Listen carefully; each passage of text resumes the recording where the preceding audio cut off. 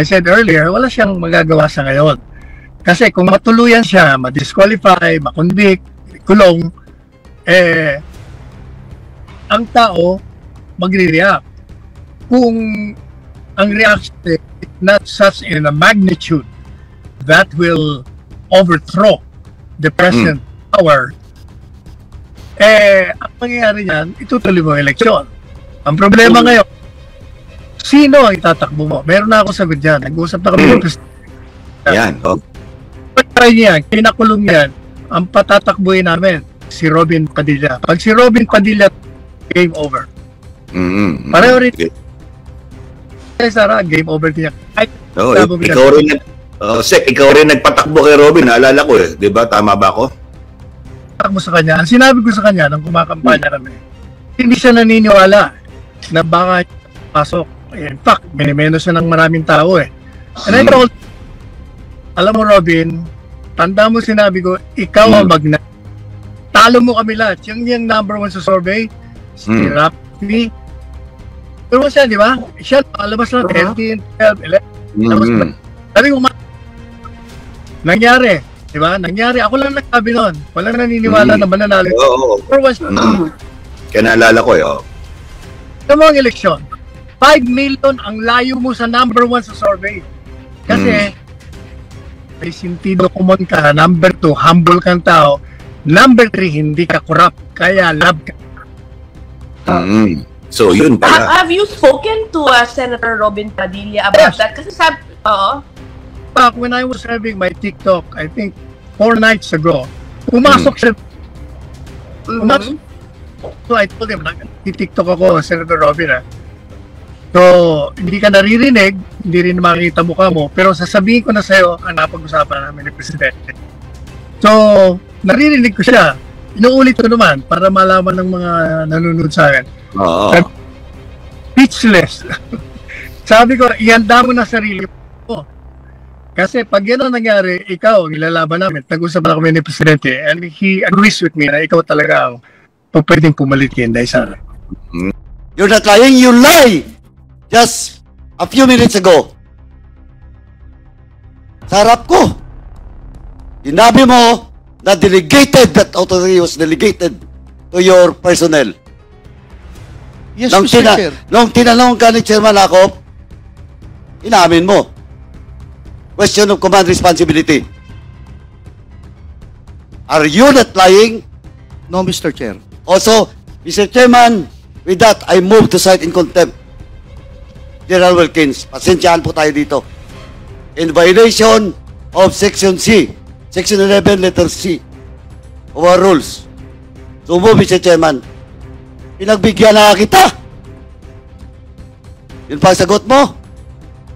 Tahasang iginiit ni Vice President Sara Duterte na wala raw siyang balak ipaliwanag kung paano ginamit ng kanyang opisina ang questionably confidential funds ng Office of the Vice President. Gayun din ang sa Department of Education or DepEd na nooy nasa ilalim ng kanyang liderato. Sa press briefing nitong Miyerkules, December 11, 2024, muling iginiit ni Vice President Sara na hindi niya raw ito ipapaliwanag. No, I will not explain. I will not give an explanation because it will only tell that I explain intelligence operation, which will compromise officers who do intelligence operation. I will really compromise how they work, so no explanation will be given to the members of the House of Representatives. Ani VP Sara. Matatandaang kamakailan lang ay kinumpirma naman ng Philippine Statistics Authority or PSA na mula 677 umano'y binipisyaryo ng confidential funds ng DepEd ay 405 ay walang record of birth sa nasabing ahensya.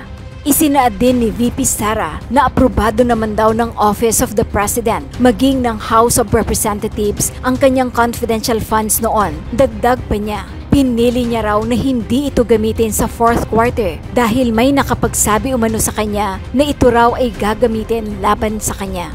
I was already flagged by a friend inside the House of Representatives that they will attack you using confidential funds. Saad ni VP Sara. Samantala, kasalukuyang may 2 impeachment complaints na inihain sa Kamara laban sa Vice Presidente, kaugnay umano ng betrayal of public trust dahil hindi raw nito pagpapaliwanag ng maayos kung paano ginamit ang nasabing confidential funds. Sa pagdinig ng House Quad Committee, ikinuwento ni ACT Teachers Representative Franz Castro ang umano'y pagpapaputok ng baril ng isang pulis sa harap ng kanyang sasakyan sa Taguig City. Ikinabahala ito ng kongresista dahil sa nangyari ang insidente sa gitna ng maraming sibilyan. Nananawagan si Castro na maglabas ng report ang mga pulis para malaman kung lehitimong operasyon ito. Para sa mambabatas, maaari itong maituring na banta sa kanyang seguridad. Matapos isiwalat ang insidente ng umano'y pagpapaputok ng baril ng isang pulis sa harap ng kanyang sasakyan habang nasa Taguig City nitong Miyerkules ng gabi, December 11, iginiit ni ACT Teachers Representative Franz Castro ang banta sa kanyang seguridad dahil daw sa pagiging hayagang kritiko niya sa pamilya Duterte. Sinabi ito ni Castro sa kanyang manifestasyon sa pagdinig ng House Quad Committee hinggil sa umano'y extrajudicial killings or EJK ng war on drugs sa ilalim ng administrasyon ni dating Pangulong Rodrigo Duterte. Ani Castro, pauwi na sila mula sa isang event sa BGC Taguig dakong alas 11 ng gabi nitong Miyerkules nang masaksihan niya ang pagpaputok ng baril ng isang pulis na humahabol daw sa individual na nakamotorbike. So binabagtas po namin, aywan ko pa lang po kung main road ito ng BGC, meron pong police sa harap namin, police car, at merong dumaan na naka-motorbike sa harap namin hanggang sa, lumabas po yung police, Mr. Chair, doon sa mobile car po, lumabas po yung 2 police at hinabol po yung naka-motorbike at yung pong naka-motorbike ay dumaan sa harap namin hanggang doon pumunta sa likod. At nagulat po ako, Mr. Chair, pinaputukan ng isang pulis, yung naka-motorbike. So, hindi namin alam kung anong insidente ito, ano ba itong mga naka-motorbike na ito. Talagang natakot po ako, Mr. Chair, at kinihila na lang po ako ng aking mga kasamahan at pinadapa, at pinadapa. Natakot po ako, Mr. Chair, dahil bakit po nagkakaroon ng ganitong insidente na sa gitna ng traffic, sa gitna po ng traffic, Mr. Chair, ay nagpapaputok ang pulis. So tingin ko po ay hindi tama ito dahil sa gitna po ito ng mga sibilyan at traffic po ito at marami pong sasakyan. Sinabi rin ni Castro na dahil sa insidente ay naalala niya ang nangyari sa Taliingod, Davao del Norte. 6 na taon na ang nakalilipas kung saan pinaputukan daw ang kanyang sasakyan ng 2 riding in tandem. Kaugnay nito, hiniling ng Teacher Sulon sa istasyon ng pulis sa BGC na nakasasakop sa lugar na magpasa ng police report upang maging malinaw raw kung lehitimo ang nangyaring operasyon. Tinitake ko po ito, kung hindi po magkakaroon ng police report na kung ano man po itong insidente na ito, tinitake ko po ito as personal threat sa aking seguridad. Dahil alam niyo naman po, Mr. Chair, diba, minsan na po akong pinagbantaan ng dating presidente Duterte at sa araw-araw na pagsasalita din ng Vice President Sara Duterte ay sinisingle out. Tinitignan ko rin ito na may kinalaman sa aking trabaho dahil alam nyo naman po, ako ay very vocal doon sa pagsasalita sa mga committee, sa Quadcom, sa Good Government, sa ADPA. Thank you, Mr. Chair. So, 2 po yung manifestation ko, Mr. Chair, and I would like to ask your permission. Yung tungkol po dito sa ginagawa nating sa Quadcom at yung insidente po kagabi na nangyari sa akin na may relasyon sa aking seguridad. Thank you, Mr. Chair. Dagdag sa nauna nang sinabi ni Representative Arlene Brosas, gusto ko lang ding idiin kung bakit mahalagang isama sa deliberasyon ng Quadcom ang mga testimonyang maririnig natin maya-maya. May natuklasan tayong mga kababalaghan sa Pogo at hindi maitatanggi ang kamay ng former President Duterte, kaya ngayon may ilang natutunan tayong ina-apply sa pamamagitan ng Anti-Pogo Bill. Para yon ma-rectify, maitama, pinakakagyat na panahon ang mga mali na dinulot ng mga Pogo.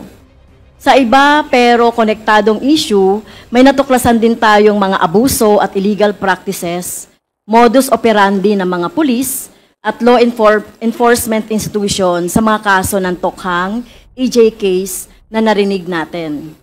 Kaya ngayon, may mga natutunan tayo. Malaki at kagyat ang pangangailangang proteksyonan ang karapatan ng ating mga kababayan dito sa kanilang karapatan, right to life, due process, presumption of innocence at iba pa.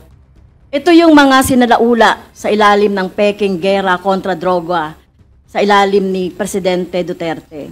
Pero kaalinsabay ng peking kontra droga, may nilunsad ding isa pang peking gera na actually ginagawa sa mga aktivista hanggang ngayon. Ang peking gera kontra insurhensya. Sa counter-insurgency program ng gobyerno, Mr. Chair, yung mga modus ay ginagamit sa Tokhang killings, lahat ng mga pinagsususpetsahang drug personalities.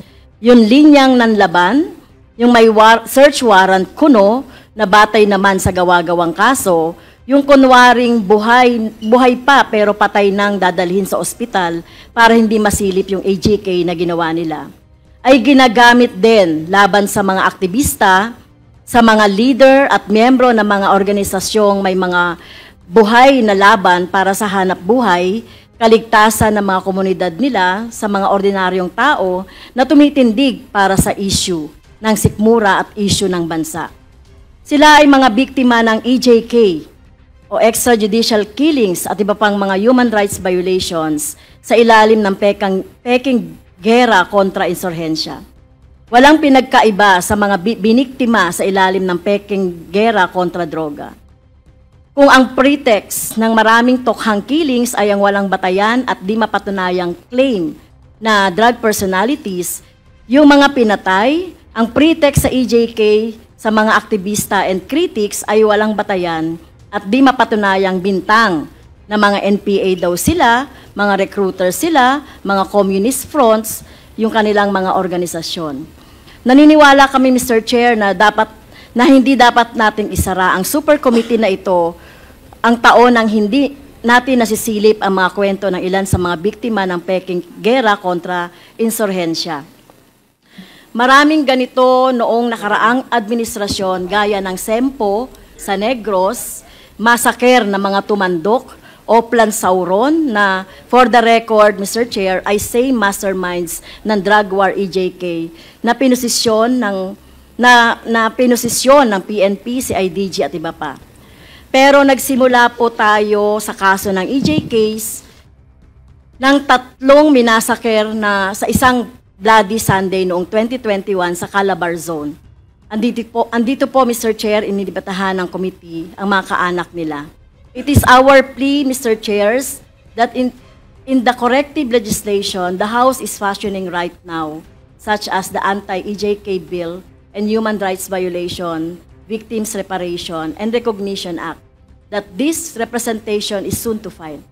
We consider the inputs of our resource persons because their inputs are born from the ultimate sacrifices of their loved ones.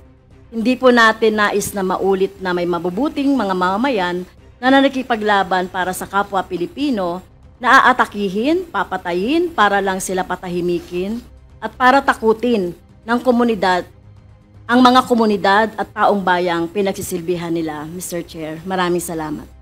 Yung second po na i-report ko po, Mr. Chair, ito po ay personal and collective privilege dahil may kinalaman po sa aking seguridad. So, kagabi po, Mr. Chair, mga bandang 11 o'clock o 11 p.m., nasaksi po tayo doon sa isang insidente na pagpaputok ng baril ng pulis. So, binabagtas po namin, ewan ko pa lang po kung main road ito ng BGC, meron pong pulis sa harap namin, police car, at merong dumaan na naka-motorbike sa harap namin hanggang sa lumabas po yung police, Mr. Chair, doon sa mobile car po. Lumabas po yung 2 pulis at hinabol po yung naka-motorbike at yung pong naka-motorbike ay dumaan sa harap namin hanggang doon pumunta sa likod. At nagulat po ako, Mr. Chair, pinaputukan ng isang pulis, yung naka-motorbike. So, hindi namin alam kung anong insidente ito, ano ba itong mga naka-motorbike na ito. Talagang natakot po ako, Mr. Chair, ano, at kinihila na lang po ako ng aking mga kasamahan at pinadapa, no, at pinayuko, pinadapa. Natakot po ako, Mr. Chair, dahil bakit po nagkakaroon ng ganitong insidente na sa gitna ng traffic, Mr. Chair, ay nagpapaputok ang pulis. So hindi po, tingin ko po ay hindi tama ito dahil sa gitna po ito ng mga sibilyan at traffic po ito at marami pong sasakyan. So naalala ko po, Mr. Chair, yung insidente na naganap noong 6 years ago sa Talaingod na kung saan nandun po kami sa isang lugar sa Talaingod ay pinaputukan din ang sasakyan ko ng dalawang riding in tandem. Kaya po sana po ay magkaroon tayo ng report, lalong-lalo na po dito sa station ng police na sumasakop po sa BGC. Ito po ba ay legitimate na operation? Pero hindi po dapat nagpapaputok sa harap ng mga civilian. Alam ba nila na nandoon po ako? Sa gitna po nagpaputok, hinabol sa likod. Kaya po, Mr. Chair, tinitake ko po ito kung hindi po magkakaroon ng police report na kung ano man po itong insidente na ito, tinitake ko po ito as personal threat sa aking seguridad. Dahil alam niyo naman po, Mr. Chair, di ba, minsan na po akong pinagbantaan ng dating presidente Duterte at sa araw-araw na pagsasalita din ng Vice President Sara Duterte ay sinisingle out. Kaya po, Mr. Chair, gusto ko po sana na magkaroon na ng full incident report or police report sa nangyari kahapon doon sa BGC. At maituring po ito na makonsider itong serious. Dahil siguro tayo po, ako tinitignan ko rin ito na may kinalaman sa aking trabaho dahil alam niyo naman po ako yung very vocal doon sa pagsasalita sa mga committee, sa Quadcom, sa Good Government. Kaya po sana po ay mapatawag natin ang station commander, i-report itong insidente na ito, at yung dalawang pulis, yung isa doon ay nagpaputok. So hindi dapat nangyayari yan, lalong-lalo na sa gitna ng mga civilian, Mr. Chair. Okay, we take note of the the manifestation of Congresswoman Franz Castro. Nandito naman po ang ating mga kawani ng Philippine National Police, ang office ng CIDG.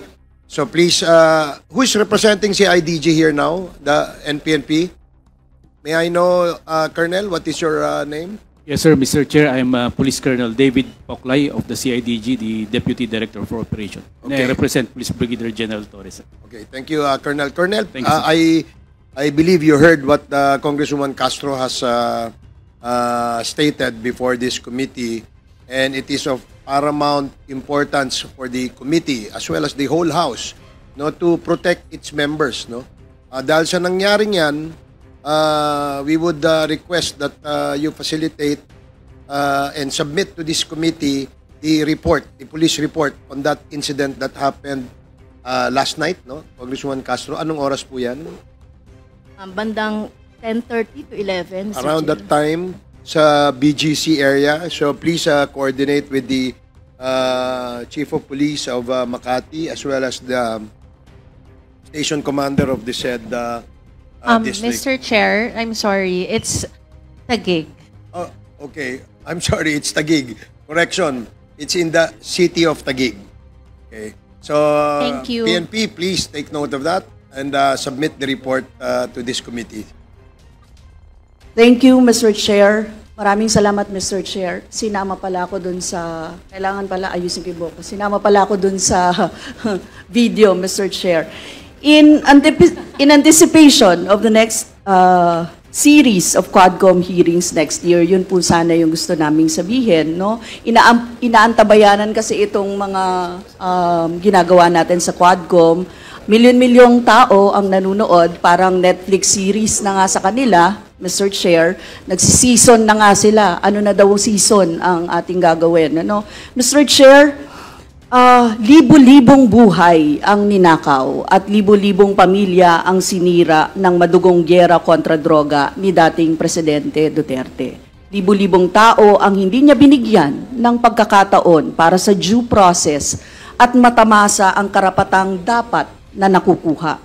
Nadamay rin ang inosenteng mga bata na may maganda at makulay pa sanang kinabukasan, ngunit lahat ng ito ay sinira ni dating Pangulong Duterte. Sabi ni dating Presidente Duterte, encourage the criminals to fight. Encourage them to draw their guns. Yan ang instruction ko. And the only way na hindi kayo makulong and to justify the killing is bigyan mo talaga ng panahon na lumaban. Yan po ang sinabi niya. Nanlaban kaya pinatay. Ito ang sinasabi ng mga kapulisan sa pagpatay ng mga umano'y sangkot sa war on drugs. Dagdag pa rito, maraming kaso na hindi nagpapakita ng search warrant o warrant of arrest ang kapulisan.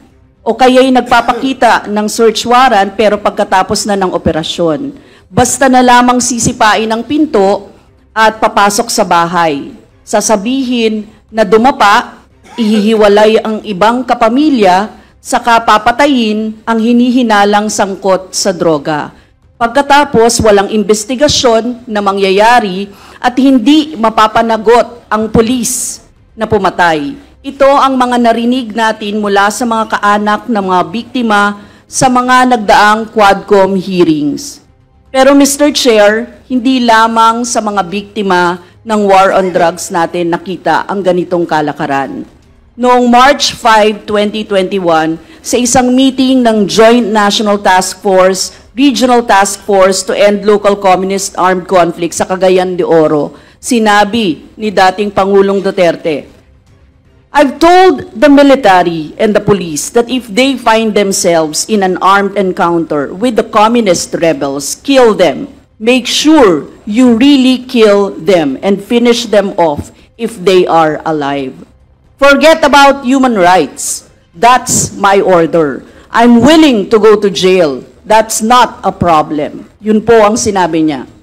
March 7, 2021, 2 araw pagkatapos nito, mga 5:05 ng umaga, 5 a.m., habang tulog ang mga tao, sabay-sabay na nagsagawa ng operasyon ng kapulisan at militar sa Cavite, Laguna, Rizal at Batangas. Nagresulta ito sa pagpaslang sa 9 na aktivista, mga taong ipinaglalaban ang nakabubuhay na sahod, desente, maayos at regular na trabaho, paninirahan at iba pang batayang karapatang natatamasa ng bawat Pilipino. Tinagurian ang serye ng mga pagpaslang na ito na Bloody Sunday Massacre. Mr. Chair, noong nangyari ito, ang Philippine National Police Chief ay si Debold Sinas, habang ang isa sa mga Davao Boys na si Police Colonel Lito Patay ang kasalukuyang head ng PNP CIDG Regional Field Unit sa Region 4A noon. Sa ilalim din ng panunungkulan nila, nagkaroon ng malawakang pag-apply at pag-aproba ng search warrants, kung saan 42 sa 63 search warrants na na-file sa Manila RTC ay naaprubahan, habang 4 sa 9 na search warrants na na-file sa Antipolo RTC ay naaprubahan din. Sila ang parehong pulis na involved sa pagpapatupad ng war on drugs ni dating Pangulong Duterte, na mayroon ding malaking gampanin at pananagutan sa serya ng mga operasyon na kumitil sa 9 na aktivista at human rights defenders sa Timog Katagalugan. Parehong naratibo sa mga biktima ng war on drugs, nanlaban ang mga biktima ng Bloody Sunday Massacre. Ganon daw kaya sila pinatay. Nagpakita ng search warrant ang mga kapulisan at militar, pero walang search na naganap. Bagkus, pagpatay ang agad nilang ginawa. May isang kaso pa na kinaladkad ang mga biktima sa address na nakalagay sa search warrant at doon sila pinatay. Hanggang ngayon, nananawagan pa rin ng hustisya ang kaanak ng mga biktima. Mamaya siguro, Mr. Chair, pakinggan natin ang mga kwento nila kasi narito po si Lizelle Asuncion, ang wife ni Manny Asuncion, si Rosenda Lemita, ang nanay ni Ana Marie Chay Evangelista, at mother-in-law ni Ariel Evangelista. Pareho po silang biktima o pinatay noong Bloody Sunday Massacre. Mahalagang mapag-usapan natin ito sa Quadcom hearing kung paanong ang modus sa war on drugs ni dating Pangulong Duterte ay ginamit din sa extrajudicial killings sa mga taong ipinaglalaban lamang ang kanilang karapatan. Mahalaga rin na marinig ang kanilang boses at malaman ang kanilang mga kwento. Maraming salamat, Mr. Chair. Thank you, Congresswoman Brosas. Meron po tayong isang resource persons na inimbitahan to speak about yung nangyaring pagpatay sa kanyang asawa sa Davao, when the Davao Dumoy raid was implemented, where a warehouse of shabu was discovered. At isa doon sa mga napatay ay yung husband nitong ating resource person sa ngayon, who is allegedly a drug lord. So gusto nating bigyan ng pagkakataon nito nang sa ganon makita natin kung ano ba yung sirkumstansya sa likod ng pagkakakulong nila, at pagkakapatay sa kanyang husband. So to Miss Jed Pilapil C, we are in receipt of an affidavit signed by Jed Pilapil C. Affidavit mo ba ito, Jed? Ito? Yes, Your Honor. Ikaw ba ang pumirma dito? Opo, Your Honor. May kasama kang abogado nung gumagawa ka ba nitong affidavit na ito? Opo. At ito ay buong puso mong ginawa, walang nag-impluensya, walang nagtumakot, walang nag-pressure sa'yo? Wala po, Your Honor. Okay, so dito ka ngayon, voluntaryo kang humaharap. Opo, Your Honor. May abogado ka bang kasama? Wala po. Gusto mo bang bigyan ka namin ng abogado? Kung kinakailangan po, Your Honor, okay naman po. Sige, kung ang pakiramdam mo, ikaw ay tinatanong, lalabag ang iyong karapatan, huminto ka lang at itaas mong iyong kamay, bibigyan ka namin ng abogado. Opo, okay. Thank you, Your Honor. Comsec, can you please sound off our lawyers in the House to be present here at any given time that the witness would need the assistance of a lawyer? Okay, salamat. So now, we'll proceed. Yes, sige, bago po magkatanungan ay we will administer the oath of Ms. Jed Pilapil C. And the rest, those that attended this committee hearing for the first time, maaari po ba tayong mag-oath? And Comsec, please administer the oath.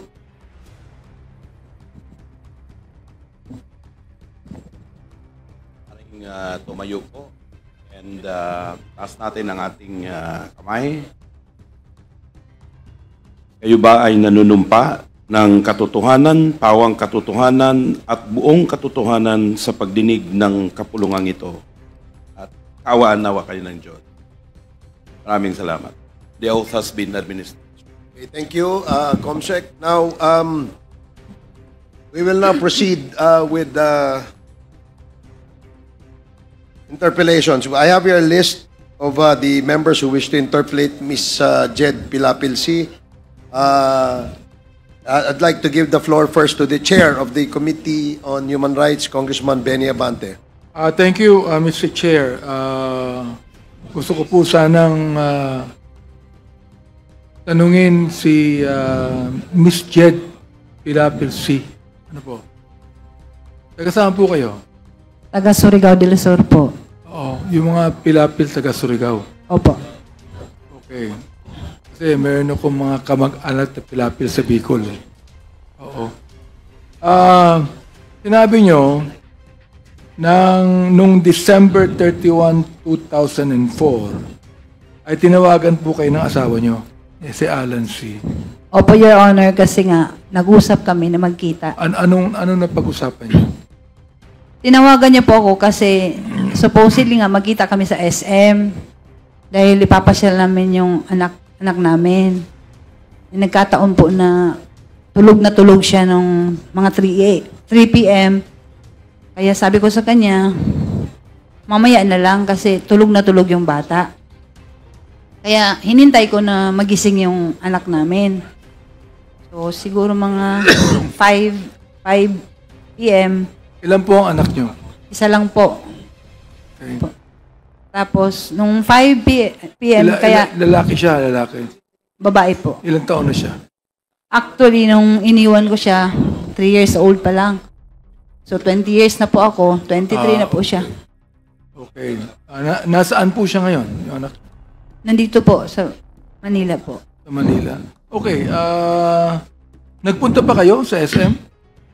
Opo, pumunta po ako mga 5, alas 5 na po ng hapon. Nagmadali ako kasi nga 5 p.m. na yon. Tapos, nung pagdating ko sa SM, nalaman ko na mga 6:30 mag-close na pala. Almost 6, dumating ako doon. So, nung pagpark ko ng sasakyan, tinawagan ko agad siya kasi nga, makikita kami doon. Ang nangyari, hindi na siya sumasagot.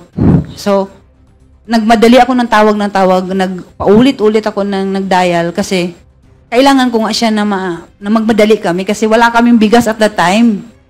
Kailangan kong bumili ng bigas kasi yung katulong namin nakalimutan niya. So ngayon, hindi man talaga siya sumagot, pumunta ko sa Gloria Maris kasi wala kaming ulam, magbili na lang kami.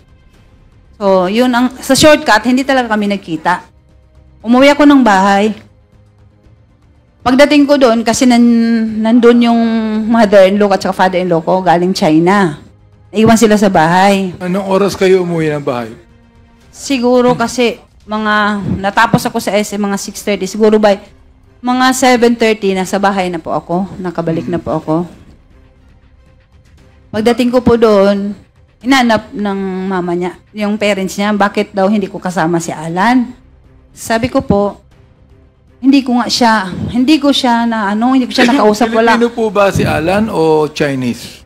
Ano po, Your Honor? Pilipino ba si Alan o Chinese? Chinese po. Chinese. Hindi siya Pilipino? Hindi po. Okay. So, anong pagkakilala niyo sa kanya?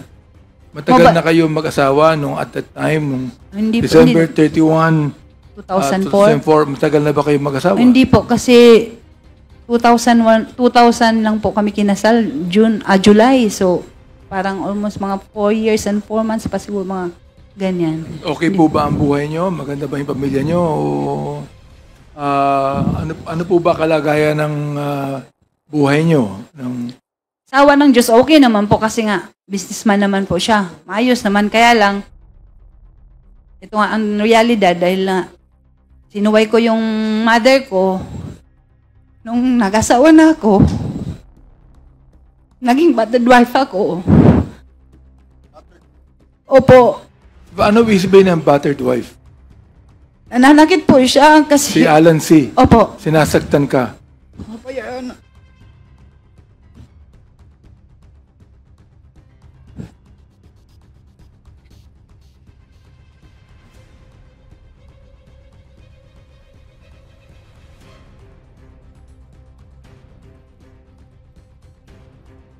Siguro nga ito yung pinaka-biggest mistake na ginawa ko sa buong buhay ko. Kasi sa pag-disobey ko sa parents ko. Pero kahit sinasaktan ka, mahal mo pa rin yung asawa mo. Ganun po, Your Honor. Tsaka hindi ako pwede magsumbong kasi nga, kagustuhan ko, parang sa pride ko rin, ayaw ko na mapahiya ko sa family ko. Kasi tinunod ko man yung gusto ko. Hindi mo siya hiniwalayan. Hindi ka miwalay sa kanya. Nag-attempt po ako nung mga buntis pa po ako at that time, siguro mga 7 months. Nag-attempt ako na gusto ko siya na layuan. Pero hindi ko rin nakaya kasi yung family, parang inayos kami. Bumalik din ako. So, anong ginagawa sa iyo ng asawa mo? Ibig sabihin ng battered wife, binubugbog ka ba niya? O? Opo, yung may instance talaga, muntik ako namatay. Yung na-hospital ako sa, Davao Doc. Yun ang na pinaka-worst. Dahil nga, nagkaroon ako ng, hindi ko maintindihan kasi baliktad yun, Your Honor. Yung itong floor, nasa taas, yung sa taas, hindi ako makakain, tapos hindi ako makatayo. So parang natakot man siya. Pinadala niya ako sa ospital. Pinatingnan niya ako dun sa, yung neurologist ba yun? Parang, yun. Tapos, Yung ba'y ginagawa niya palagi o ilang beses niyang ginawa sa iyo mula nung actually, madalas po, Your Honor, ang nakakaalam po yung one time talaga kasi yung mother-in-law ko, minsan nagbakasyon man yun sa amin, nakawitness siya nung sinasaktan ako. Yung mama niya talaga ang may alam. Napapagalitan naman siya, pero siguro wala din walang yung mama niya kasi mamagawa yung matanda. Ang nabanggit mo sa iyong sinumpaang salaysay, ng 9:30 ng gabi, ikaw ay pinuntahan ni Mayor Duterte. Opo, Your Honor. Kilala mo ba siya? Kilala ko siya as mayor nung time, at that time po na nangyari po ito. Kilala ka ba niya? Hindi ko po alam kung kilala niya ako kasi never po kami na... It's your first time na makita mo siya? Opo. Okay. So, ibig sabihin, magkaibigan yung Mayor Duterte at that time at si Alan C. Hindi ko po alam kung friends sila kasi hindi ko naman po nakita. Never ko po na nakita si Mayor Duterte at saka yung asawa ko. Hindi ko yan sila na... Ang sabi niya sa'yo, nagalit siya sa asawa mo. Opo, nung pumunta siya, yan. Kasi hinanap niya. Tinanong ko siya kung bakit. Sabi niya, basta galit na galit ako sa asawa mo. Hindi niya sinabi ang dahilan kung bakit? Hindi niya sinabi kasi nga, inulit ko nga siya, bakit po Mayor? Bakit may kasalanan po ba nagawa ang asawa ko? Bakit galit na galit? Kasi talagang galit siya, parang nanggigigil siya sa galit. Tapos sabi niya... Ibig sabihin, kung pinuntahan ka ni Mayor Duterte at that time, kilalang kilala nung Mayor Duterte at that time, ang asawa mo. Palagay ko, hindi kanya pupuntahan kung hindi mahalaga si Alan C. kay Mayor Duterte. Tama? Hindi ko po masabi, Your Honor, kasi hindi ko naman alam kung magkakilala sila. Ang alam ko, mayor siya, pero never ko nga talaga na nakita yan sila na or wala kong instance na nakita na... Binanggit niya sa'yo na huwag kang lalabas ng bahay. Opo, at Your bibigyan ka ng security. Opo, Your Honor. Mula sa RMG, CIDG, pati Task Force Davao. Yun ang Opo. sabi. Nabigyan ka ba? Opo, Your Honor. Umalis si Mayor Duterte ilang minuto after na dumating siya. Ano yung Again, Your Honor. Umalis siya sa bahay mo ilang minuto pagkatapos yan dumating. Dumating siya ng 9:30, umalis siya ng anong oras? Madali naman lang po yung pag-uusap namin kasi nagtanong lang siya. Nag-usap kami dahil nga Friday kasi hindi ko yun makalimutan kasi Friday, magsa-Sabbath day na po ako pagka following day. Supposedly doon po yung Sabbath service namin sa Eden, yung resort doon sa Davao. Yung sinabi niya sa akin na huwag kang umalis kasi babalik ako sa'yo bukas. Huwag ka muna magpunta doon. Nung umalis siya, Miss Jed, dumating yung mga security. Actually, nung pumunta po siya, Your Honor, marami sila eh. Marami siyang kasama. Marami sila. Kilala mo ba yung ibang kasama niya? Wala akong nakilala kahit isa doon, maliban sa kanya. Wala siyang kasamang anak niya, o sino man? Vice Mayor, Konsehal, wala po siyang kasama? Wala talagang nakilala doon. At saka madilim din yun, yung time na yun kasi mga 9:30 na yun, madilim yung hindi ko masyado na yung mga mukha ng mga kasama. Pero marami talaga sila. Siya ba yung nagbalik kinabukasan sa pangako niya? Hindi siya nagbalik. Hindi na siya bumalik. After several hours, binanggit mo na ang isang kaibigan mo ay tumawag sa iyo. Nagtawag po. O tumawag sa asawa mo. Anong ibig sabihin nun? Ito, hindi ko talaga ma-sure kung sa akin na cellphone o sa asawa ko. Kasi nga, yung cellphone ng asawa ko, pag hindi siya sumagot or naka-off, magda-divert po sa akin. So, nung time na tumawag yung kaibigan niya, kalimutan ko na yung pangalan, matagal-tagal lang, 20 years na po. Kasi, nung tumawag siya sa akin... Nakausap mo siya? Opo. Nang pagsagot ko, so, siyempre, kilala niya, babae ang sumagot. So, ako yon. Nung pagsagot ko, sabi niya, Mrs., buksan mo television kasi yung Dumoy ni Raid. Nandun ang asawa mo, nandun si Alan, may namatay doon, may mga namatay. Parang hindi ako makapaniwala. Sabi ko, kasi alam ko may nakarenta doon yung bahay ko. Sabi ko, hindi, may nakarenta doon. Sabi siya, hindi, buksan mo television. May bahay ka doon?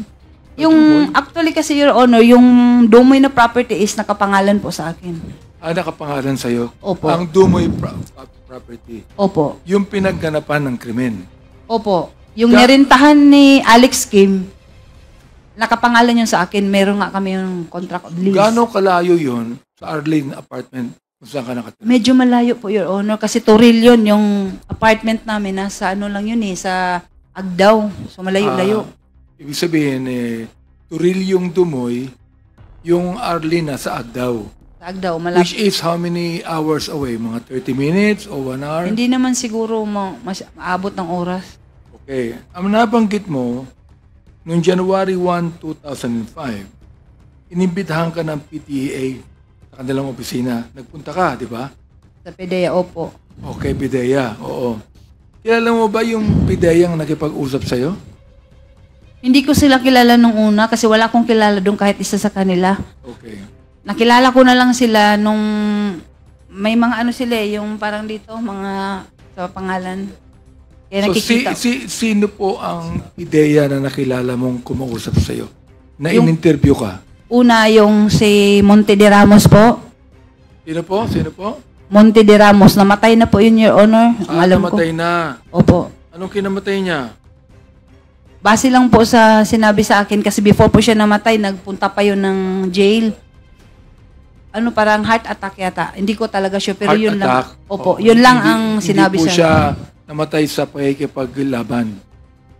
Hindi ko talaga sure kung pero ang sabi na daw siya, na heart attack. Sino pa ho ang nakausap mo niyo sa PDEA? Yung si nakilala ko na yun, si Val Carillo.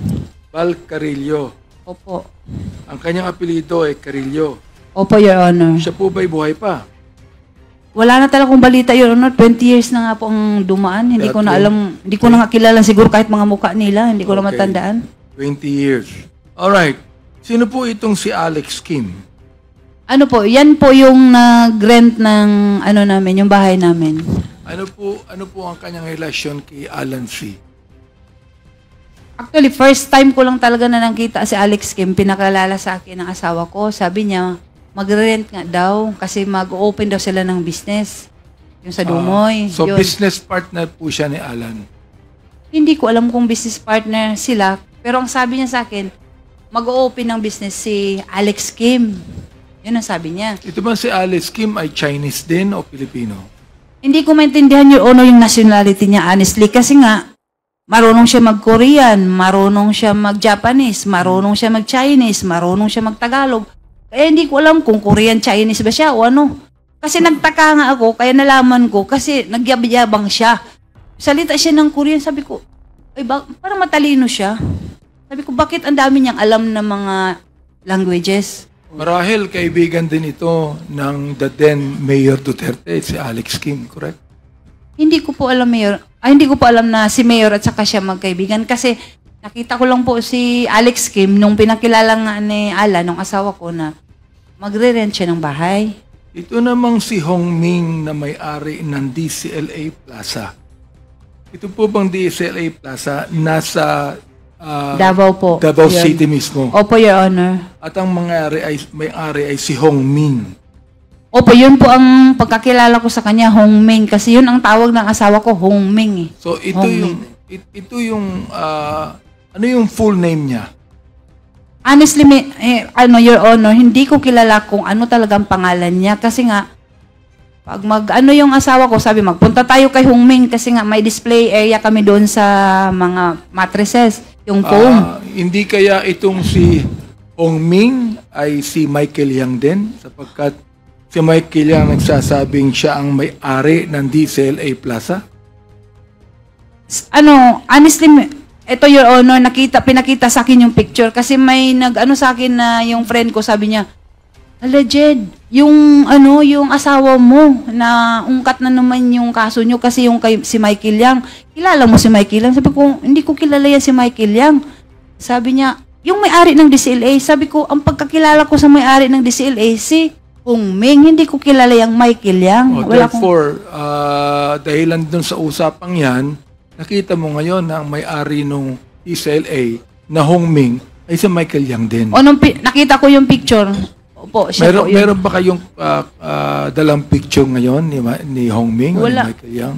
Wala po akong picture sa kanya. Pero may pinakita ka sa akin kanina. Yung Pwede bang ipakita natin ang picture ng Michael Yang? Palagay ko, makikita mo kung sino siya. I-flash natin po ang picture ng Michael Yang.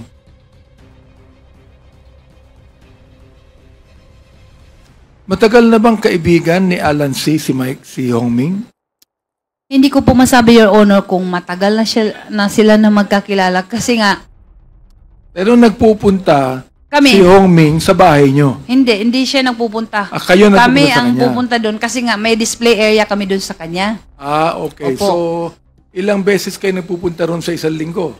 Hindi naman palagi, not frequent, but siguro sa mga isang buwan, minsan once or twice ganyan, pero hindi ko siya masyado nakakausap kasi pag pupunta kami doon, sila nga ang nag-uusap dahil ako, di ba meron siya mga tinda, yung mga damit. O di kilala mo yung Hong Ming. Nakita ko siya, Okay. Your Honor. So, andito na ba yung picture ni Michael Yang? Ipakita natin kung yun nga. Yan. Ayan. Opo, ba yun? Your Honor, siya po. Siya. Therefore, tinuturo po dito, Mr. Chair, na itong si Hong Ming ay si Michael Yang. Alam niyo po ba na si Michael Yang ay ginawang advisor ng Mayor Teto nang siya ay naging Pangulo? I'm sorry po, Your Honor, pero wala na po akong alam na ano pala siya. Yung economic advisor. Opo. Opo. Pero nabanggit niyo, economic Opo, advisor. ganito. Wala po akong alam, pero sa balita na lang nung nagkaroon na nga ng gulo na ano pala siya. Kasi hindi ko man nakalain na pwede pala yung Chinese maging ganyan economic advisor kasi alam ko pure Chinese siya. Sino po ang nagsabi sa inyo na drug lord ang asawa niyo? Yung mga pideya po. Pideya mismo. Opo. Ang nagsabing drug lord ang asawa ninyo. Opo. Pero hindi nila sinabi na itong si Michael Yang drug lord.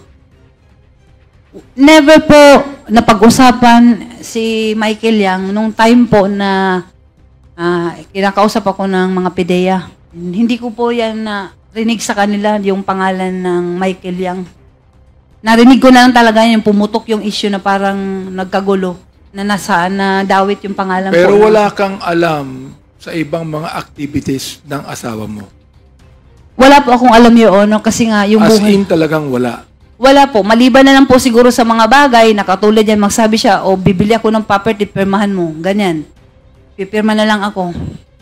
Nabanggit mo sa yung affidavit na kung ikaw ay ini-interrogate ng PIDEA, ay yung mga sagot mo ay kanilang tinitwist o pinapalitan. Opo. Ano pong ibig sabihin nun? Ganito po, Your Honor, yan ang honestly, I must admit talaga, yun ang dahilan na talagang nagano ko ng galit sa PIDEA.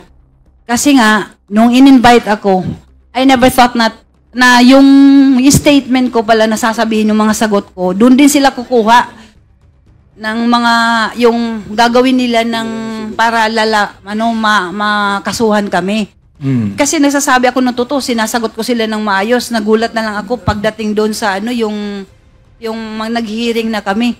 Katulad nun, inutusan ako ng asawa ko na magbili ng Venetian blinds. Kasi before before na-occupy ni yung ngayon Michael Yang, ni Hong Ming, si Alex Kim, yung bahay kasi kailangan pa siyang ayos. So, sabi ng asawa ko, magbili ka kasi mainit doon yung sa window. Ito, nabanggit mo na pinafabricate. Opo, yun po ang totoo yun. Ang mga salita mo. Opo. So, pakibigyan mo nga kami ng example ng pinabricate ng PIDEA ang mga salita. Ito po yung hindi ko makalimutan na statement na yung Venetian blinds na dala ko, pinadala ng asawa ko, pinahati doon sa Dumoy, hindi pa po yun na-occupy ni Alex Kim. Nagtaka ko pagdating doon sa statement, sinabi nagdala ako ng karton-karton ng mga chemicals. Nagdi-deliver ako doon. Kasabwat daw ako sa yung drug operation ng asawa ko. So, Okay. yun ang pinakaano ko na natatandaan ko sa ngayon, Your Miss Honor. Jed, kilala mo ang direktor ng PIDEA, si Wilkins Villanueva? Opo, nagkaharap po kami, Your Honor. Nandito siya ngayon. Pakitingnan mo nga at ituro mo sa amin kung kilala mo. Pakitayo, tumayo ka lang. Kapagkat nandito siya eh. Tingnan natin kung kilala mo siya. Tumayo ka lang, umikot ka, tumayo ka. Tingnan mo maigi. Kung kilala mo, ang siyang nag-interrogate sa'yo, nakipag-usap sa'yo, ang director po ng PIDEA at that time ay si Wilkins Villanueva. Pakituro nyo nga kung sino siya.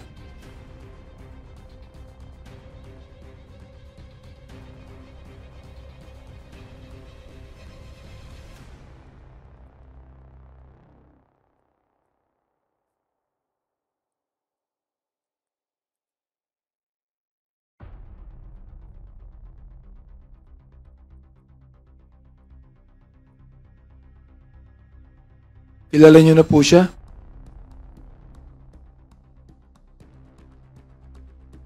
Opo, Your Honor. Sino po siya? Medyo tumandaan na po siya kasi parang di ano ko muna. Pakituro nyo nga po kung sino, kung nakita nyo. Medyo tumanda na nga siguro dahil Kasi pa 20 years na yun eh. Opo, kasi parang medyo naalangan niya kung siya nga ba talaga. Director Wilkins, pwede po bang tumayo kayo sandali? Pakitayo nga, Miss Jed, ayan. Yan si Wilkins Villanueva. Siya ba ang nag-interrogate sa'yo? Siya ba, hindi pa kita pinapopo, siya ba ang nag-fabricate ng mga salita mo? Hindi po, si Sino? Monte de Ramos po. Monte de Ramos. Opo. Pero yung Monte de Ramos, kasama ni Wilkins at that time. Sa palagay ko po, kasi nasa office po kami ng PIDEA, tao niya po, kasi siya po yung ano. So dun. sila ang nagsabi na ikaw ay nagdala ng mga karton-karton na mga chemical sa Dumoy. Opo, Your Honor. Mr. Wilkins, are you agreeing to what Miss Jed said? No, Your Honor. No, you're not. Alam mo, nung inausap ka rin namin noon panay ang mo mahilig ka sa no? Dapat ang pangalan mo yung pangalan nung kalaban ni James Bond, si Dr. No. Mahilig ka sa no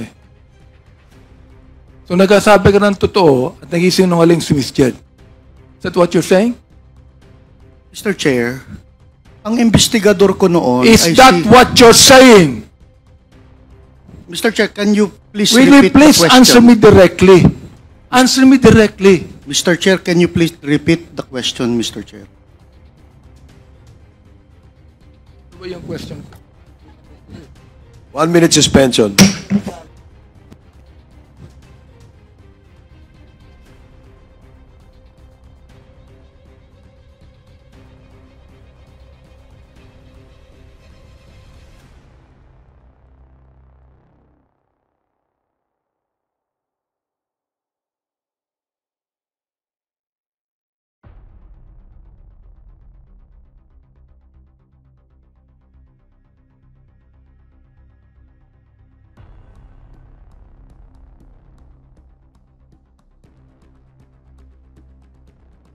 Okay. Hearing is resumed. Naalala ko na. No, talagang tumatanda na tayo no? Ang tanong ko, is that what you're saying? So, please explain. Thank you, Mr. Chair. Mr. Chair, si Monte de Ramos was my investigator. So, ang sabi ni Jed Pilapil, dinala siya sa PIDEA. Tinanong si Jed Pilapil kung kasama ako doon na nagtatanong. Hindi siya sigurado, Mr. Chair, pero she presumed na naandun ako dahil nasa opisina ako. While in fact, wala naman siyang knowledge na naandun ako actual doon sa nag-i-investigate si Monte de Ramos, Mr. Chair. Tama ba yun, Ms. Jed? Your Honor, pwede po i-correct ko lang po yung statement. Kasi ganito, di ba tinanong niyo po ako kung si Wilkins Villanueva po ba yung nagtanong sa akin. Sabi ko po sa inyo, hindi po siya si Monte de Ramos, yung tao niya, ang nagtanong sa akin. Pero never ko na nagsabi na yung ano ba yung sinabi niya kanina, parang mali Kasi ang sinabi ko po, si Monte de Ramos. Tinanong mo ako ulit na, ano yung Kasama niya. anong kasama ba niya. Oo. Sabi ko, probably kasi tao niya. Pero wala siya nung time na nag-investigate si Monte de Ramos. Wala siya. Wala siya. Paano mo siya nakilala? Kasi actually isa siya sa mga nag-ano sa akin po, nag-interrogate. Aha. Sino po ang nagkaso sa inyo? Ang PIDEA? Hindi ko po alam pero sila po ngayon nag-file ng case sa amin. Sila ang nag-file ng case sa inyo. Opo, kasi Ano po ang ebidensyang ipinakita sa inyo? actually, Your Sa Honor, korte? hindi ko po alam kung ano po kasi nga Sapagkat na-convict ka, di ba? Convicted yun ang ka. actually, ayoko na nga sana itong balikan, Your Honor, 20 years ago. Medyo masakit na I was able to forgive sa PIDEA. Kasi parang kung ano man yung ginawa ng asawa ko, kasi nasira yung buhay ko at saka yung anak ko. I've learned to forgive kahit si Sir Wilkins. Ayoko na sanang balikan to. Sa totoo lang kasi masakit yung ginawa nila. Ang worst doon kasi nung time na ano ba yun, basta yung hindi ko maintindihan kasi yung inquest ba yan na before yun, nag-waiver pala ako, pina-waive ako ng hindi ko alam kung lawyer ko, hindi ko rin naintindihan kung bakit, basta ang sabi, mag-waive ako dahil makasuhan daw sila ng illegal detention dahil wala nga kaming kaso sa totoo lang po, Your Honor. O dahil sa takot ko po, dahil sabi ng lawyer ko, hindi ko daw alam po kung ano yung katotohanan dito. Baka daw madamay ako dito. Sabi niya, magpirma ka na lang ng waiver for safekeeping. Yun ang naintindihan ko.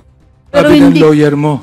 Opo. Sino po ang lawyer niyo nang sabi niyan? At that time po, si Atty. Zulueta po. Ano po siya? Saan siya nag-law lawyer?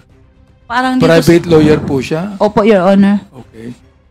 Tapos noon, So bakit niya nasabi na pumirma na lang kayo ng waiver? siguro Your Honor, dahil din wala talaga akong alam sa mga ganito. Dahil first time, sa life ko, sa family ko, wala akong mga kaalam-alam na mga ganyan. Siguro lang, takot din ako at that time kasi nga, sabi niya, wala daw akong alam sa mga katotohanan for safety.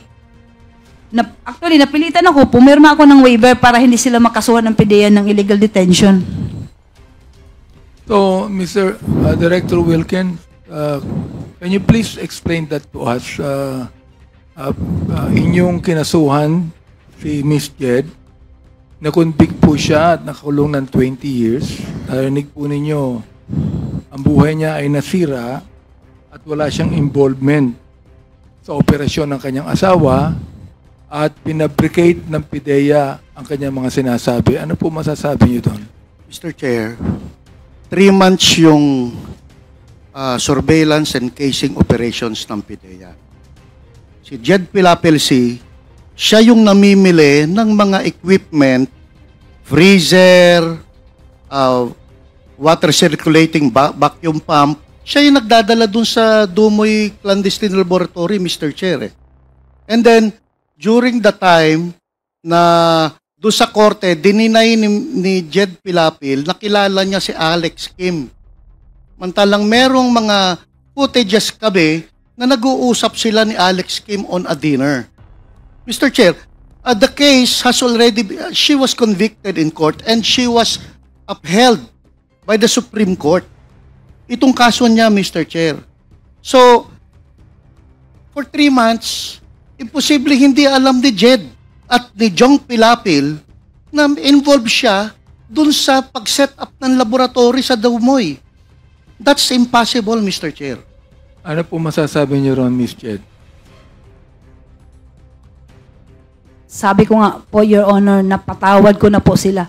Mahirap na po makipagtalo kay, sorry po, Mr. Villanueva, pero pinaglaban nga namin, kung pwede nga lang siguro, sa honorable court na to, ito sa Quadcom, pwede nyo naman po mabasa yung lahat ng ano, kasi yung sinasabi ni Sir Villanueva, na dininay ko si Alex Kim, never po na nag-deny ako sa kanya dahil nga siya yung lessee ng property ko. At naka-record yan sa court na kami ay may contract of lease. Paano ko sabihin na hindi ko siya kilala? Nagpirmahan kami. Matagal na kasi yung kaya palagay ko wala na yung mga records. Ano po? Palagay ko po, Your Honor, hindi ko na po kayo alam. makakuha ng record para malaman po natin kung talagang sinabi niyong hindi niyo kilala si Alex Kim.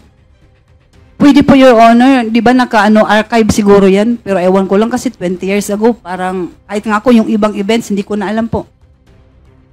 Mr. Chair, ano bang magagawa natin dito? Yes. Kung halimbawa, kung makita natin na talagang totoo ang sinasabi ni Mr. Wilkins o totoo yung sinasabi ni Ms. Jen. Chairman Karaps, Chairman, before the indulgence of Congressman Benny. Anyway, Mr. Wilkins, doon sa narration ni Jed, tama po ba na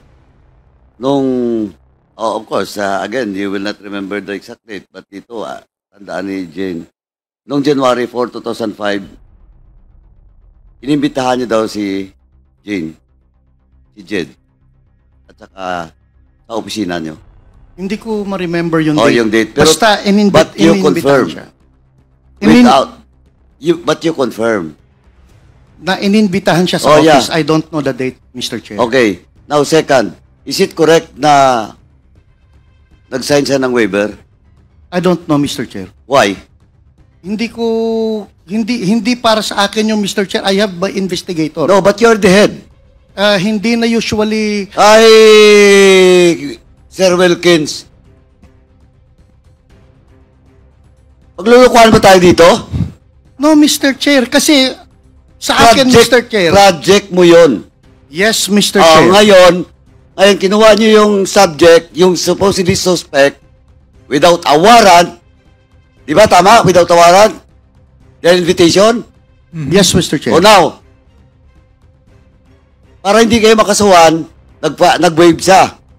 Pumirma ng waiver, tama? Hindi ko alam, Mr. Chair, kung nag-waiver siya because my investigator, sila yun, Mr. Chair eh. Usually, Mr. Chair, pag head ka ng office... Mr. Wilkins, ikaw yung head of office, napakalaking project, tapos hindi mo alam, tapos hinayaan mo yung mga tao mo na papirmahin yung subject or yung suspect for a waiver? Mr. Chair, as head of office, ang in-charge dyan is investigator. I delegate the job sa investigator. Anyway, Mr. Chair, may lawyer sila, Mr. Chair eh. But in that case, Mr. Wilkins, are you not liable if ever there will be a violation of the rights of because you're just at the head and there is an investigator? Ito, theoretical lang. Mr. Chair. Are you not liable? Theoretical hindi ko sinasabi na he has all the basis of his overclaim. Usually, Mr. Chair, sa... Hindi nga! At tinatanong ko, theoretical. Hypothetical. Theoretical. Are you liable or not? No, Mr. Chair. Why? Dahil hindi naman... But you are the head of the office. Yes, Mr. Chair. If illegal activity or whatever violation of law under your office, as the head of office, you are liable, especially in this case. Especially in this case, this is a very big project of your office. Oh, si AC nandito. Ito, si AC, this is not, si AC, this is not the subject. Are you a lawyer, sir? Good afternoon, Mr. Chair, and to all the other members of... This is the subject in your invitation, no? Tanungin na kita. In this case, ito, hypothetical lang. If the investigator of Wilkins violates the right of the suspect, is he not liable of any case? Mr. Chair, there are circumstances that has to be met for the principle of command responsibility to apply to the extent that the principal may be liable. Because, Mr. Chair, as explained by former Director General Villanueva, he mentioned that he delegated the conduct of, if I heard him correctly, the conduct of that operation to his investigation. No, that is not the conduct of the operation, the conduct of the investigation, of the interrogation, of the interrogation. Yes, Mr. Chair. Pero sa project, nandun siya. Directly being supervised by Mr. Wilkins. At inamin niya yan. Well, in fact, nagyabang pa siya dito. That is not a project of a Asierto, that is my project. And that's in record. Now, in that case, Attorney. Yes, Mr. Chair. O, is he liable? Again, Mr. Chair, as I've mentioned nga po, there are circumstances that would qualify Cora po. Paduano, the indulgence na lang, Attorney. Ang tanong natin is he liable on the basis of command responsibility?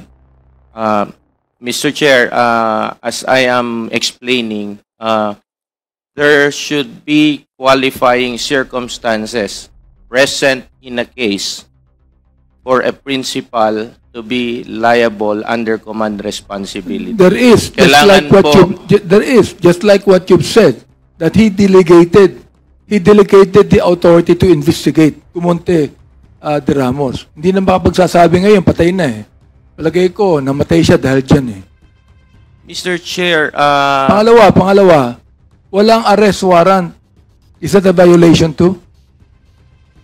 Mr. Chair, if I heard the representation of Mr. Villanueva correctly a while ago, the matter is already decided with finality in the Supreme Court. I would not like to comment on the merits thereof as it may violate our duty as lawyer as far as there is already a decision made by the Supreme Court. But again, with regard po doon sa possible accountability, administrative accountability or liability of Mr. Villanueva as the principal or head of the office during the time of that conduct of investigation, it will all depend po dun sa mga attending circumstances. Because as I mentioned, Mr. Chair, one of the requirements is that the principal should know that there is an irregularity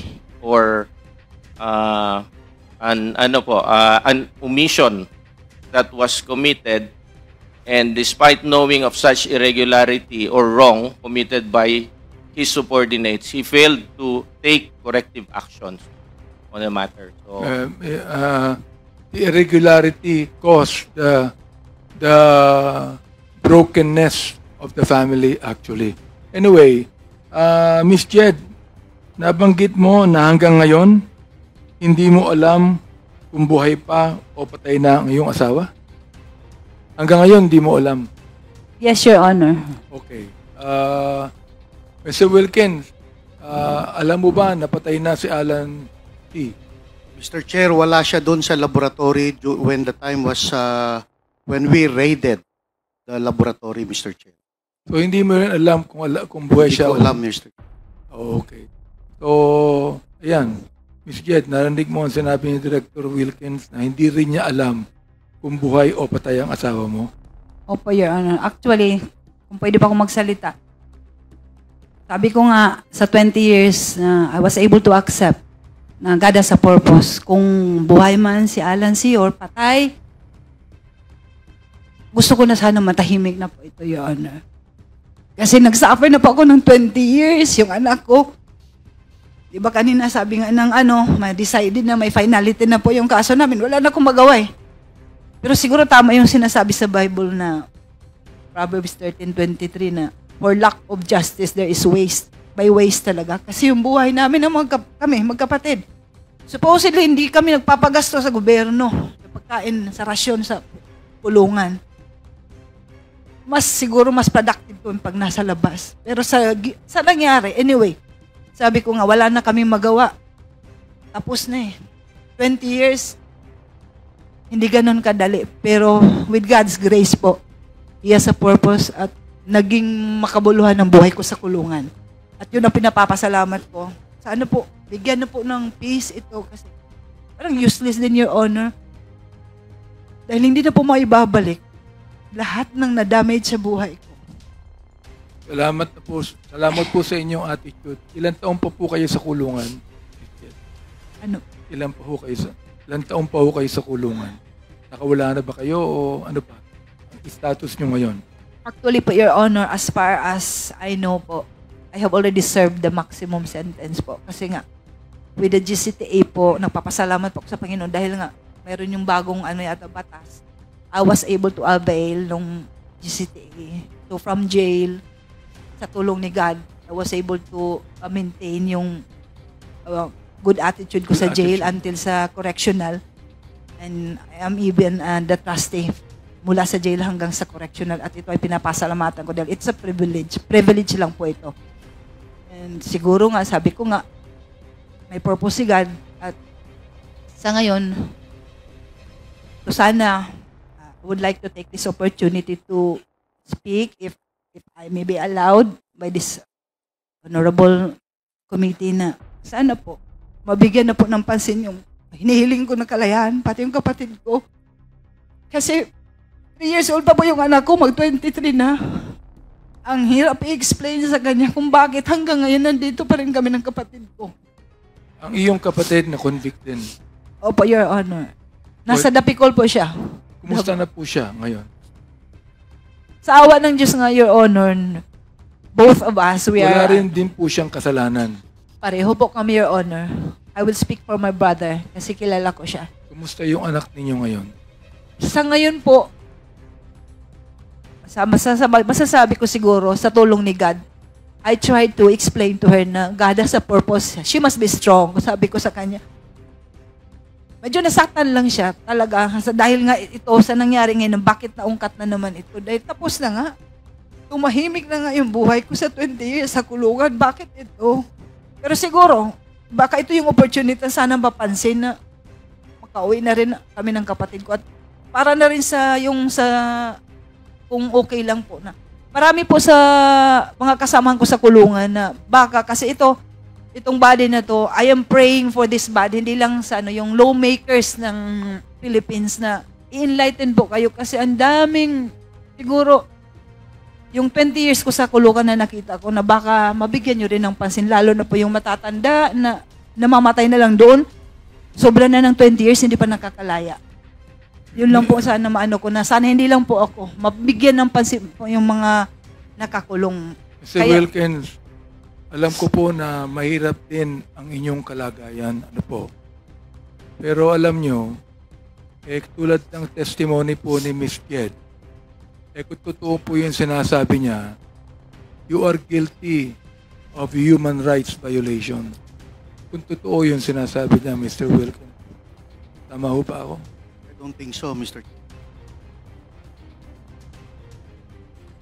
Sabi ko, kung totoo ang sinasabi niya, you are guilty of human rights violation. Yes, Mr. Chair. You are. Correct. Yes. Kung totoo yung sinasabi niya. Kung totoo, yes, you Mr. are guilty yes, of human rights violation. Sasabihin ko sa iyo, kung totoo ang sinasabi niya, hindi ka na makakatulog mamayang gabi. Mr. Chair, 20 years yan, Mr. Chair. Kitang-kita ko sa mga video. Hindi ko na kinakailangan pang explanation mo, Mr. Wilkins. Mr. Chair, gusto ko naman tanungin po itong, I'm so glad that Ms. Fortune is with us today. Dr. Fortune, ano po, you have done a lot of forensics, no? Sa mga biktima po ng extrajudicial killings, no? So, we'd like to find out kung ano yung findings niyo po sa kanila.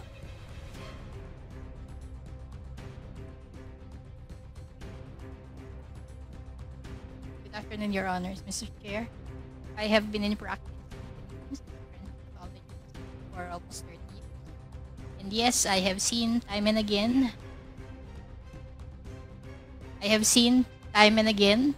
these so-called victims of extrajudicial killings.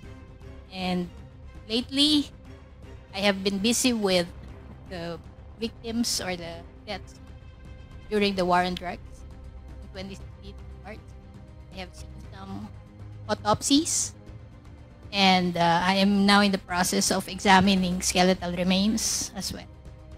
I have seen other deaths involving, that's it, allegations of drug use even before 2016.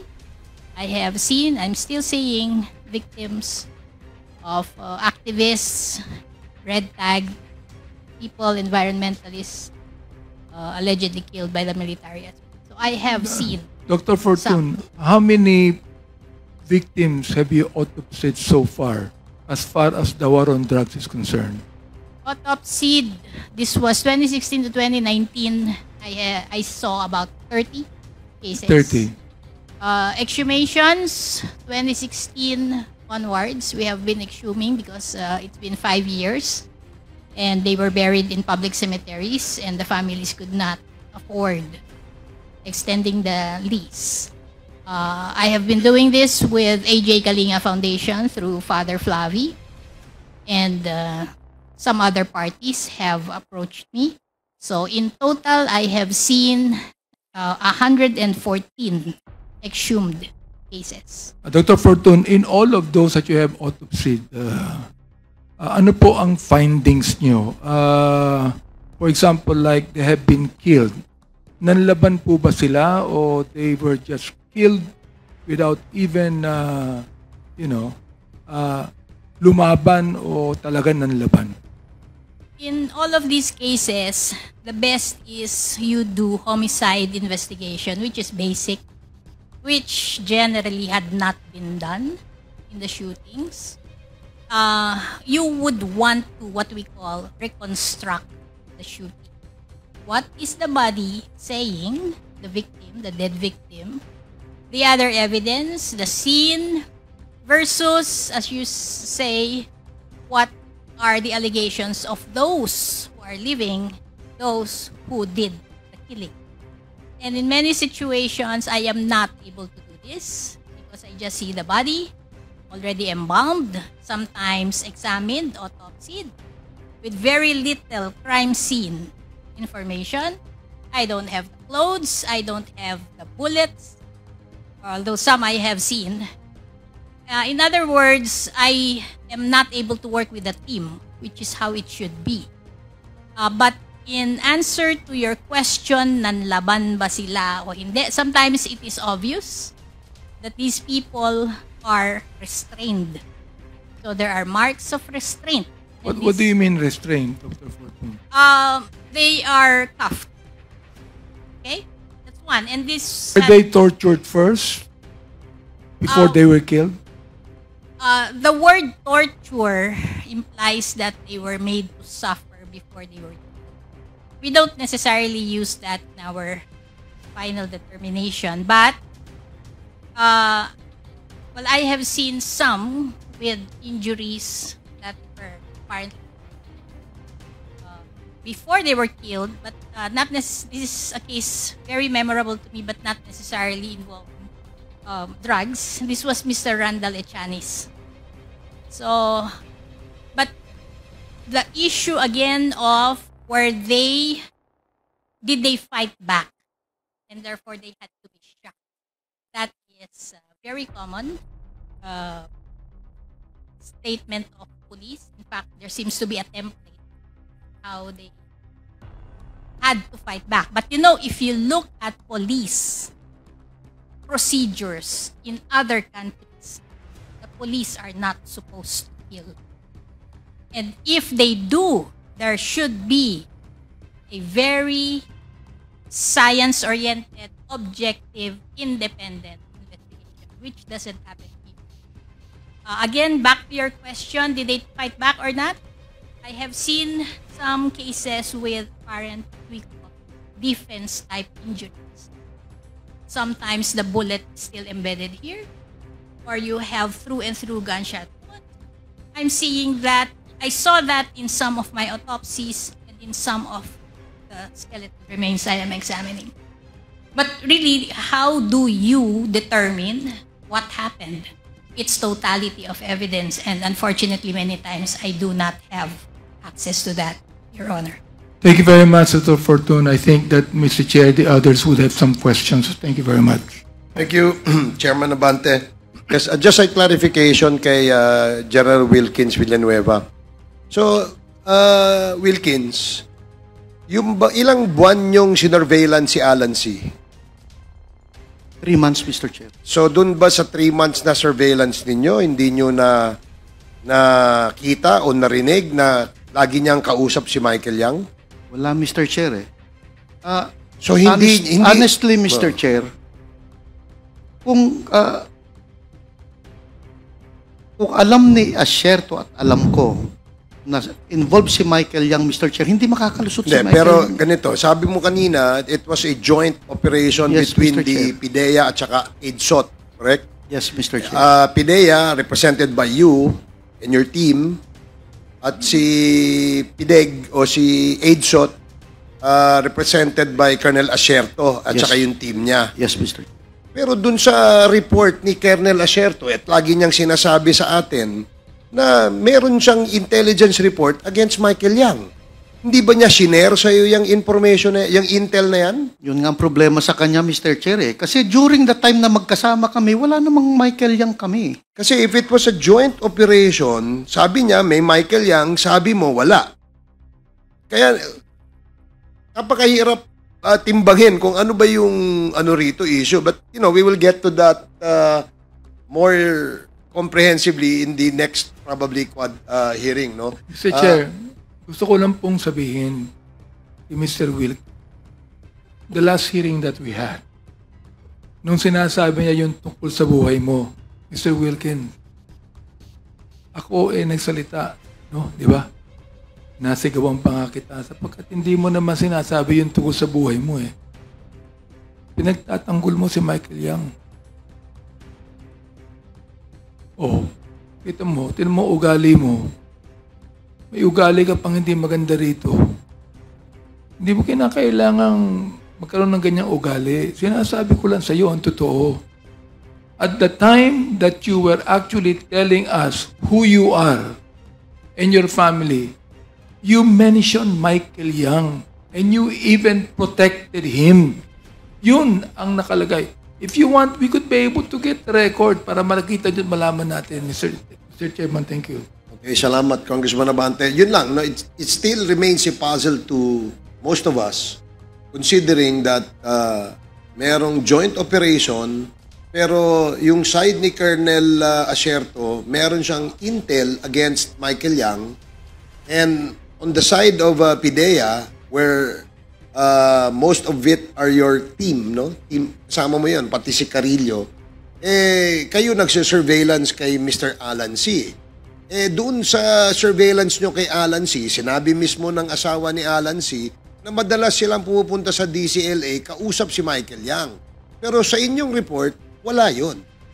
Sige, please respond to that and then we will ask the next interpellator. Sige, yes, General Ito na nga Wilkins. kasi, Mr. Chair eh.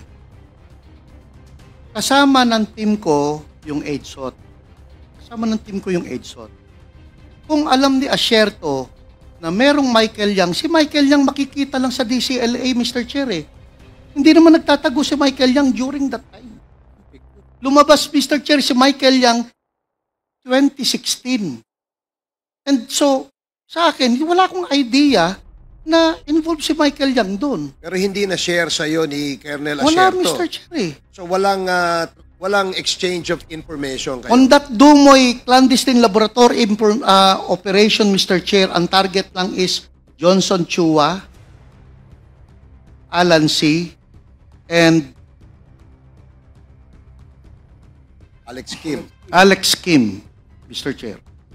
Kung merong Michael Yang, Mr. Chair, na i-share dapat si Asierto, ang daling kunin sa ang daling puntahan sa DCLA. Hindi, kasi, like example, no, ito si Alan C., Chinese citizen ito.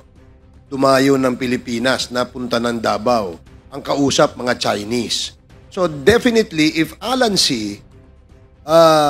Is a drug lord, maaaring ang mga kausap niya sa Pilipinas na Chinese din, ay maaaring may involvement sa kanyang negosyo. And I'm sure nasagi nyo yan o natisod nyo yan sa inyong intel.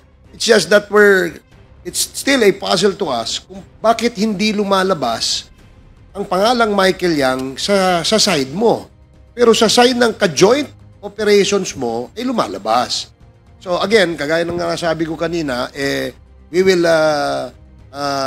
discuss that, deliberate on that in the next Quadcom hearing. And I hope you will still be here to cooperate with us, General Wilkins. Mr. Chair, I'd just like to share my observation in connection with what you said. Okay, no short questions, observation. just observation lang. And then we now move to Chairman. Congressman Ernix Junicio. Sige, Congressman Keith. Yes, sir. Yes, because I also questioned Director Wilkins about it before. And he mentioned nga na they picked up 11 other Chinese persons who were living right next to Alan C. Living lang. No, nakatira lang doon sa apartments right next to Alan C. They picked them up because they were considered persons of interest. Just because they were living right next to Alan C. Now the question is, why wouldn't you go and question Michael Yang if Michael Yang was a business partner of Alan C? Pinick up mo nga yung mga kapitbahay lang na Chinese din. Bakit hindi mo man lang questionin yung Michael Yang na pinupuntahan, sabi ni Jed C, pinupuntahan nila, kinakausap nila.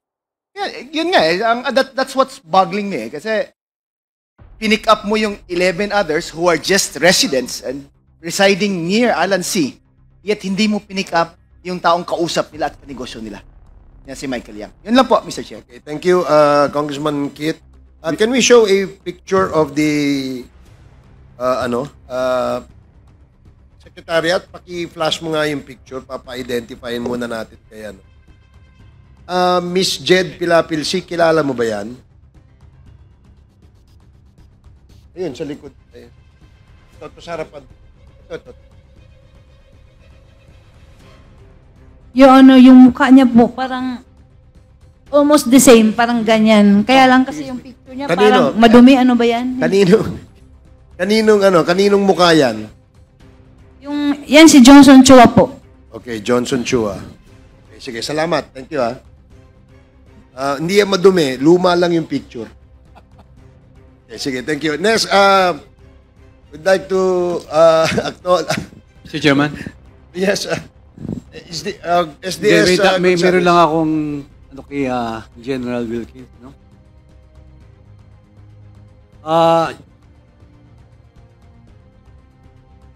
General Wilkins, nung dinetain niyo po si Jed, meron po kayong warrant of arrest? Wala po, Mr. Chair. Ano po ang basihan niyo? Bakit niyo kinulong? Hindi naman kinulong, Mr. Chair. She was invited for interview. She was invited, but after the interview, ba't di niyo po pinalabas? Ano po ang basihan niyo? Bakit hindi niyo binalik? Yun nga, Mr. Chair. I cannot, since it's already delegated to my investigator, hindi ko alam na kung ilang araw ba siya doon. Basta ang instruction ko is to conduct interview on Jed Pilapil because talagang person of interest siya, Mr. Chair. As to detaining her, no personal knowledge ako, Mr. Chair. Kasi magpa-follow up operation kami doon, Mr. Chair. During that time, we are busy conducting follow-up investigation and operation on other sites. Kung nasaan na ando ng mga warehouses, Mr. Chair. PG, ikaw ang head of the agency. Kailangan po alam nyo yun. So, kung yung mga subordinate nyo, in-interrogate, you will approve it. Kasi, hindi ho pa biro-biro to kasi kanina pa ako nakikinig. Kasi si Jed, si Ma'am Jed, nakulong siya na walang warrant of arrest. Parang kidnapping po ang ginawa nyo Parang ganyan nakikita ko kung walang warrant of arrest, kung hindi nyo binalik. Ma'am Jed. I believe, Mr. Chair, hindi naman siya nakulong for... Hindi ko alam, Mr. Chair. I don't have the knowledge Kaya hindi kita masagot, Mr. Chair Hindi ko alam kung ilang araw ba siyang nakulong doon, Mr. Chair. Mr. Chairman, can I,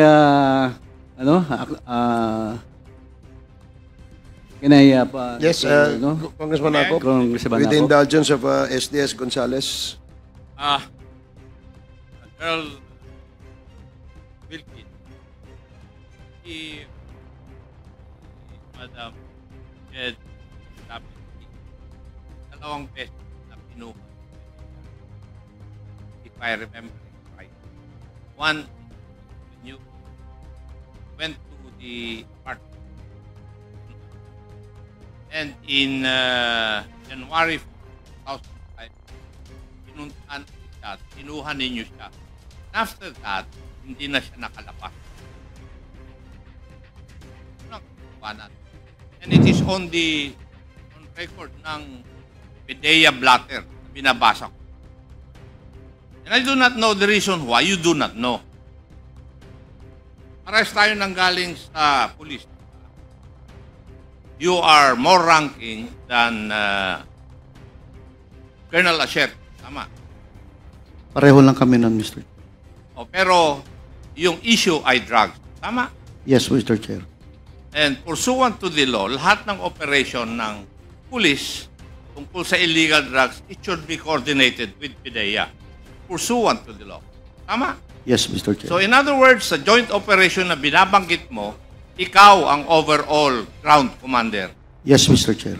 And you are the one responsible for what your men will do and will not do. Tama? Yes, Mr. Under Chair. the principle of command responsibility. Eh, bakit Yes. dinideny mo ngayon na hindi mo alam? You should accept responsibility for all the things that your people did outside the bounds of law. Di ba? Turo sa atin yan eh. And now, here, naririnig ko yung sagot mo kay SDS. You do not know anything about it. Inihuhulog mo na yung mga tao mo. And that is not supposed to be the case for a commander. Di ba? Kaya sagutin mo si Juan, si SDS ng tama. You are the overall commander of the joint operation. Kung ano man ang mali doon, sagot mo dapat. Kasi ikaw ang commander eh. Yes, Mr. Chair. Yes, answer the questions of the SDS properly. Kasi nagtataka ako. Parehas tayo ng pinanggalingan. Pero hindi ganyan yung pagkaturo sa akin. Thank you, Mr. Chair. Man. Thank you, Congressman Acop. With the indulgence again of Congressman Okay, I will give the floor to Chairman Okay, Taraps. Congressman Paduano, you are recognized. Chairman, anyway, naunahan lang ako ni Chairman Acop. Kasi, General Wilkins, eto, last warning ko sa iyo ha, sa nangyari, you're lying. Oh, gusto mo i-cite ko na? Paano pa yung mukha mo eh? You're not respecting this committee. And I warn you, this will be the last. Kanina nang tinatanong kita, akala mo hindi kita babalikan? Now you admit that is all about your command responsibility. Well, in fact, magtuturuan na, aserto, dinideny mo. Of course, your words against the words of aserto. Now, eto si Jed. Did you really interrogate personally, Jed Ilapel? Yun nga, Mr. Chair, hindi ko kasi maalala na nakinausap ko siya. Basta ang alam ko, nasa opisina siya, Mr. Chair. Ayun And yung I problema. don't lie, Mr. Chair. You're not lying, you lie! Just a few minutes ago. Sa harap ko. Sinabi mo na that authority was delegated to your personnel. Yes, Mr. Chair. Nung tinanong ka ni Chairman Acop, inamin mo. Question of command responsibility. Are you not lying? No, Mr. Chair. Also, Mr. Chairman, with that, I move to cite in contempt General Wilkins. Pasensyahan po tayo dito. In violation of Section C, Section 11, letter C, of our rules. So move, Mr. Chairman. Pinagbigyan na kita. Yun pa ang sagot mo? There is a motion to cite in contempt General Wilkins Villanueva for violating Section 11, Paragraph C, refusal to answer relevant questions from the committee. This was duly seconded. And do I hear any objection? Hearing none, the motion is approved. Mag-subscribe at i-click ang notification bell para sa mga susunod na video updates. Maraming salamat po.